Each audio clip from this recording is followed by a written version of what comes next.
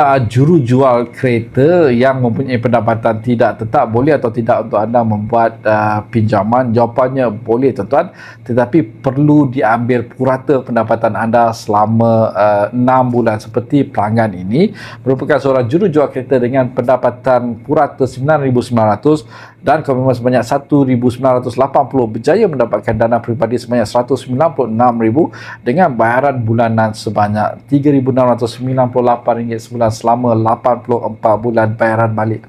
Banyak kali saya beritahu anda yang mereka yang tidak mempunyai gaji tetap ataupun commission base perlu untuk menyediakan payslip selama 6 bulan dan bank akan mengambil purata pendapatannya selama 6 bulan. Dan seperti biasa dengan MyLoan, pinjaman anda menjadi lebih mudah. Dapatkan khidmat nasihat berserta dengan laporan pelapor kredit anda hanya RM60 saja. Khidmat nasihat berserta dengan laporan pelapor kredit anda di MyLoan. Dan seperti biasa dengan MyLoan, pinjaman anda menjadi lebih mudah. Assalamualaikum. Salam sejahtera dan jumpa lagi.